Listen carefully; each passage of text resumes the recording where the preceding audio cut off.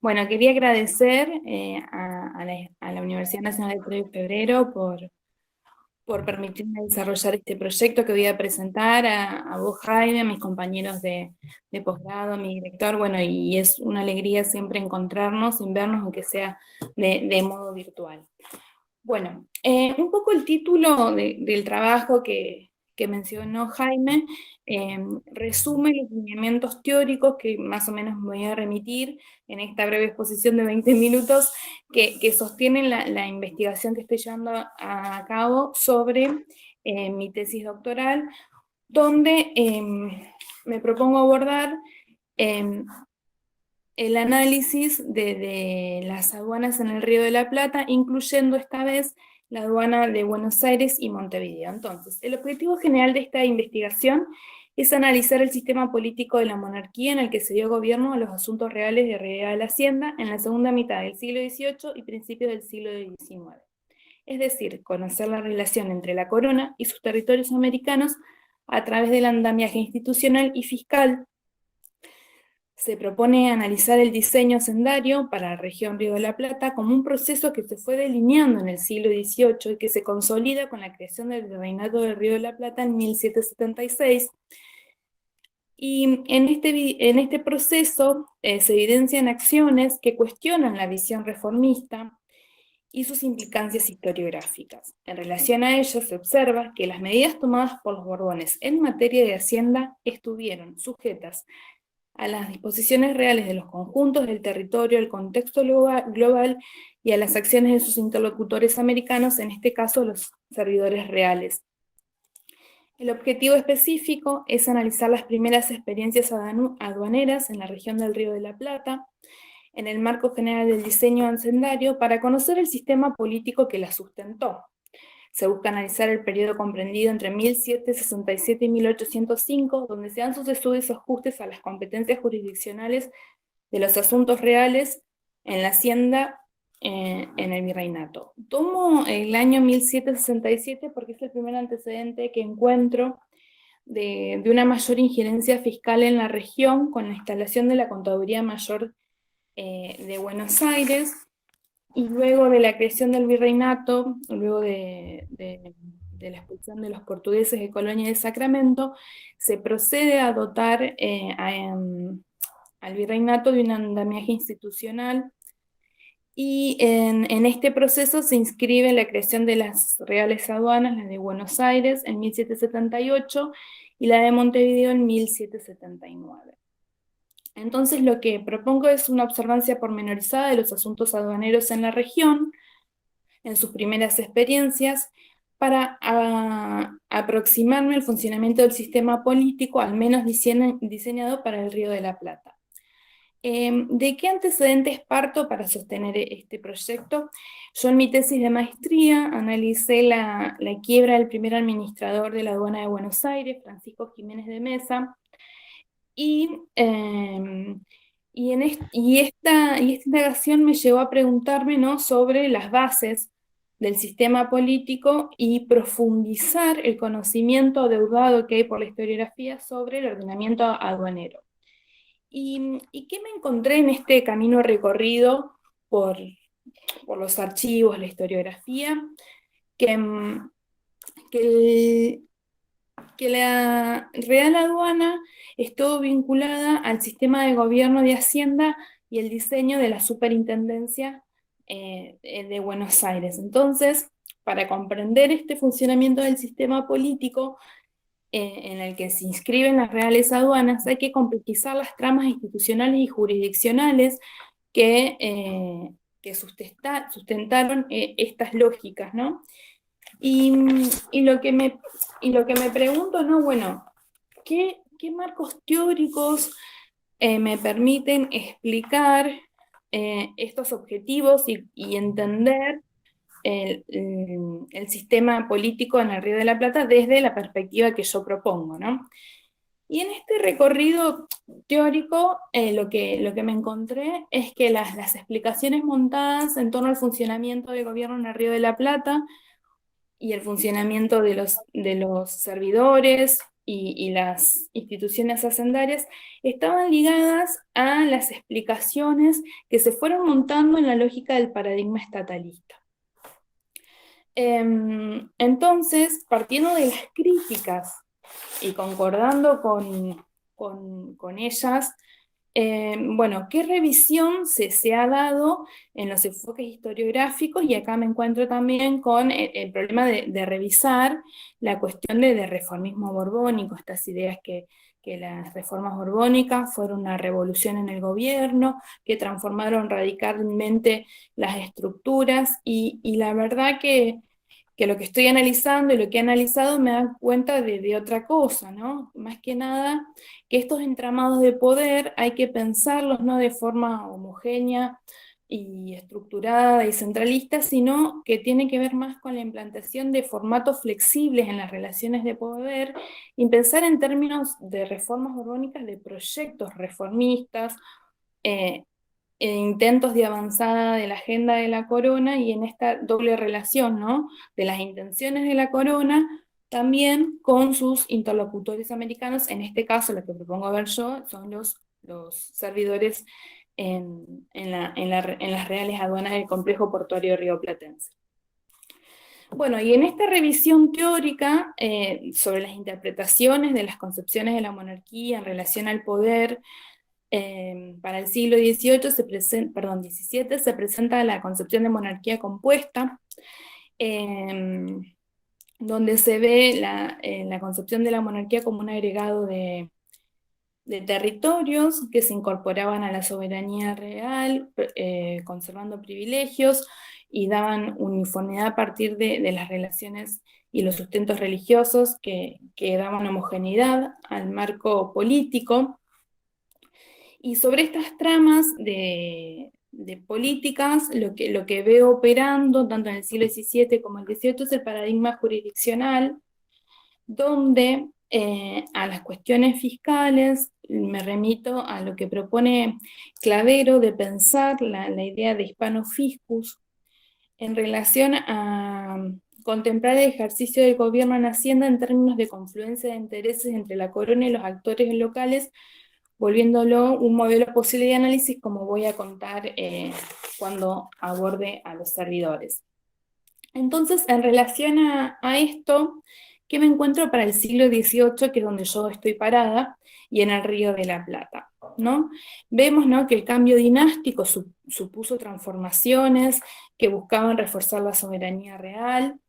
y buscar este modelo de gobierno pluralista de los Habsburgos. Y en base a esto veo que las intenciones de los Borbones, tanto en la península como en América, era dar una mayor homogeneidad a la estructura de gobierno, y se me presenta como alternativa de análisis la monarquía administrativa. ¿Qué veo yo con este modelo de análisis de monarquía administrativa? Es que, sin desaparecer la lógica jurisdiccional en la que se sostenían las tramas de poder, la monarquía administrativa buscó, bajo la lógica ministerial, y en el Río de la Plata esto se da con el ministro de Indias José de Gálvez, y en consonancia con el andamiaje institucional hacendario en el Río de la Plata, buscaba homogeneizar las decisiones de gobierno en una cabeza de gobierno. En este caso fueron la superintendencia de gobierno. En el Río de la Plata hubo dos superintendentes, Fernández y luego Francisco Paula de Sáenz. Este modelo administrativo se consolida con la Real Ordenanza de Intendentes, y en estas lógicas del sistema político queda inscripto, ¿no?, el gobierno de las reales aduanas. Bueno, entonces, como mi objetivo específico es ver también las acciones de los servidores, bueno, ¿qué me cuenta la historiografía sobre los servidores reales? Bueno, siguiendo con estos postulados de repensar el paradigma estatalista, las explicaciones sobre las que se montaron el desempeño de los funcionarios borbónicos se vinculan al tipo ideal racional weberiano, y se considera que en el siglo XVIII se dio una modernización institucional y los actores en ella fueron evolucionando hacia una especialización y una profesionalización de los cargos de gobierno. Esto venía a contrarrestar la política Habsburgo de venalidad de cargos, que supuso una, una debilidad en el poder que fue interpretada por la historiografía como una primera independencia, matizada en términos de consenso. Y en este sistema y en estas explicaciones cobra centralidad el papel de la corrupción política para explicar a las acciones de gobierno de los servidores y a sus excesos cometidos. Flexibilizando estos supuestos y estos derivados, me encuentro con la propuesta de Pelham, donde dice que el sistema burocrático imperial necesita ser analizado en términos de autoridad y flexibilidad para poder entender los equilibrios de las dinámicas del poder entre el rey y sus consejos, en este caso también los servidores. Pero la historiografía siguió reproduciendo el término de la tensión entre la norma y el exceso, el sistema de corrupción, y esto se reprodujo en los análisis del desempeño de los servidores. Retomamos los trabajos de Pichman, de Mutokias para el siglo XVII, y para el Río de la Plata puntualmente tenemos los trabajos de Susa Sokolow, donde analiza el papel de la burocracia. Estos trabajos enriquecen mucho con datos que hacen a las cuestiones sociales y a las tramas relacionales de los servidores en el Río de la Plata, pero no dejan de ser tributarios del paradigma estatalista y, por otro lado, como que no sustentan en explicaciones de cómo operó el sistema de poder para poder determinar esos fenómenos. Entonces, avanzando un poco para cumplir con los tiempos que requiere la exposición, me pregunto, ¿cómo entender a los servidores reales en el funcionamiento del sistema político de la monarquía española a fines del antiguo régimen, siempre analizando los servidores en la aduana real? Acá hago un paréntesis y les cuento un poco qué estoy trabajando, qué fuentes, para que no quede tan teórico. Yo partí del final y no del principio, que es analizar las quiebras de los servidores de las reales aduanas. Mi tesis de maestría fue la quiebra de Francisco Jiménez de Mesa. En este tiempo estuve trabajando la quiebra de la aduana de Montevideo, del administrador Quintana Lasso de la Vega. Y bueno, y en estas lógicas que operaron, me pregunté por qué las quiebras fueron en 1788, también por eso es el corte temporal que hago, para hablar de estas primeras experiencias administrativas. Y es acá donde me encuentro estas explicaciones al sistema de poder, y puedo desentrañar y desandar las lógicas institucionales de la Real Hacienda con la Superintendencia, y también los conflictos jurisdiccionales que se suscitaron, porque el equipamiento político del virreinato hizo que en Buenos Aires convergieran distintas jurisdicciones en esta pluralidad de gobierno que caracterizó el antiguo régimen, donde empiezan a fijar límites a la intervención del superintendente, por ejemplo, el virrey y las audiencias, en donde hay que incorporar estos actores institucionales para poder entender también estas experiencias aduaneras.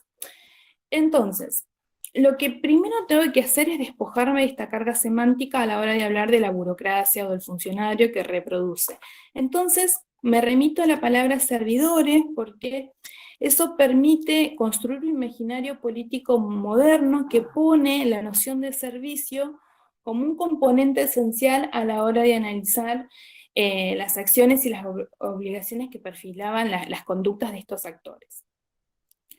Entonces, bajo estas lógicas de poder, se imprimieron el diseño institucional borbónico, y entra a jugar acá también una tradición jurisdiccional legada que buscó reforzar el diseño en nuevos resortes políticos, resultando de ello nuevas tramas de poder, pero que funcionaban bajo las mismas lógicas. ¿Y qué me encuentro acá como a mitad de camino de la visión beberiana y de las nuevas visiones de la historia política y una visión más cualitativa de la relación hacienda, sistema político? Es las ideas de Bourdieu aplicadas a la idea de hábitus para comprender, ¿no?, que el desempeño institucional de los servidores contemplaban prácticas que estaban normadas por el marco regulatorio que imprimía la agenda de la corona, pero también, ¿sí?, este doble juego que aparece entre la tensión praxis, teoría, es superada porque también los servidores estaban dando respuesta a las exigencias de su oficio, pero también esas exigencias del oficio tenían que ser adecuadas a la realidad en la que estaban actuando, en este caso, las exigencias que imprimía la administración aduanera. Y acá me remito a una fuente muy rica que estuve trabajando este año, pero bueno, todavía tengo que procesar y ordenar, que encontré las actuaciones pormenorizadas de la superintendencia en relación a los asuntos de gobierno, y puedo ver muy bien en claro las competencias de la superintendencia sobre las aduanas en cuestiones fiscales, comerciales y también de control de mercancías que se da sobre las aduanas, y eso me permite ver cómo se fue ajustando y regulando la normativa, ya sea el reglamento de libre comercio, reglamento de aduanas, las mismas cuestiones que hacen a la ordenanza de intendentes, para que no quede tan teórica la cuestión. Bueno, entonces también critico esta idea de debilidad de poder que aparece vinculada a los excesos cometidos por los servidores, porque, o sea, ¿cómo se explican las quiebras de las primeras experiencias administrativas en términos de corrupción? Claramente no, hay que explicarlas en términos de sistemas políticos, vinculaciones de poder, otras cuestiones que están operando en estas lógicas complejas del antiguo régimen. Y lo que sí me gustaría rescatar de estos trabajos y renovados enfoques es la que sean las metodologías de análisis de las fuentes en torno a lo que es como una reactualización en torno a lo que es la corrupción en los últimos 3 años, que se ha dado un debate muy profundo y se ha enriquecido mucho el terreno historiográfico. Bueno, entonces esto que les decía anteriormente, complejizando el análisis, contemplar esta idea de hispano fiscus desde el paradigma jurisdiccional a la hora de pensar y analizar las acciones de los servidores, tiene que ver con las bases jurídicas de jus comunes y que la percepción de rentas debía resolverse desde la jurisdicción, es decir, materializarse e institucionalizarse para poder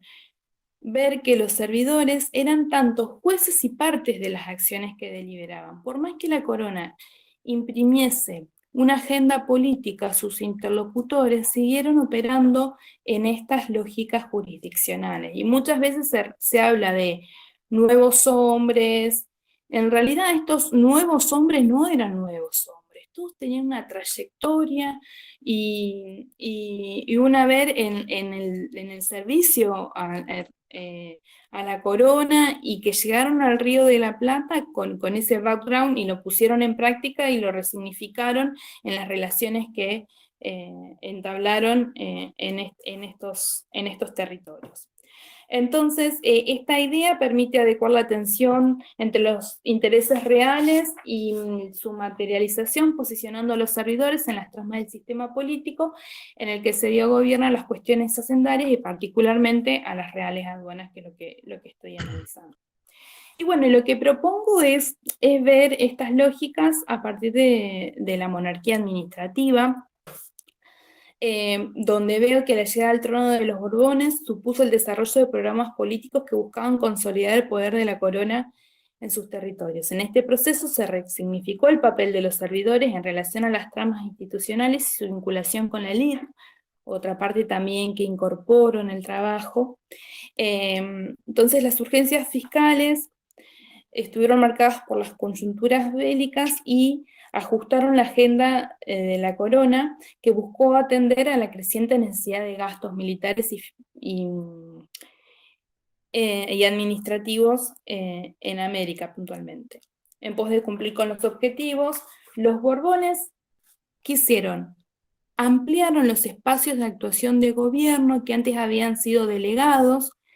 y por la vía administrativa buscaron hacer más efectivo el gobierno de Hacienda, en este caso en el Río de la Plata, buscando centralizar las decisiones de gobierno en una figura para poder dispensar y homogenizar estas cuestiones sin pasar por el sistema polisinodal de decisiones y los espacios jurisdiccionales. Las mismas lógicas de poder que pervivieron es donde encontraron límites la agenda de la corona. No solamente en estas tensiones jurisdiccionales que servían como frenos y contrafrenos a los excesos de los servidores, entonces lo que me encuentro es decir, bueno, la corona busca avanzar por esta vía, pero los interlocutores americanos están haciendo otra cosa en el Río de la Plata, en las aduanas. Entonces, en estos equilibrios es donde buscar una explicación a estas primeras experiencias administrativas en el Río de la Plata, dando lugar principalmente a las competencias jurisdiccionales y viendo, ¿no?, qué sucede después de 1788, luego de estas quiebras y estas primeras experiencias administrativas en las aduanas, pero contemplando no solamente lo que sucedió, sino estas tensiones de arrastres y marcos de arrastres que se suscitaron, sino también proyectando luego cómo se ajustó esta realidad institucional y qué pasó con las aduanas también luego de estas experiencias. Y lo que me encuentro hasta ahora, bueno, es que en 1778 se suprimió la figura del superintendente, las atribuciones jurisdiccionales de las superintendencias, que es muy fundamental esto pensarlo porque la superintendencia fue la primera instancia que se fijó para dirimir las cuestiones fiscales en la región. Entonces, al recuperar el virrey esta autoridad se vuelve sobre el viejo modelo de Burgo. Entonces, como en este avance de la corona, entre las acciones de los interlocutores, el sistema político necesita ser explicado a la luz de esta realidad y ver qué pasó. Y más que nada, entendiendo que las experiencias que yo trabajo y que son el puntapié de este recorrido, se resuelve recién con una visita real en 1802. Así que, bueno, en estas cuestiones es las que ando investigando y trabajando este tiempo y que amplié y diseñé el proyecto doctoral que estoy llevando a la práctica. Así que bueno, espero haber sido clara y no haberme excedido con el tiempo. Muchas gracias.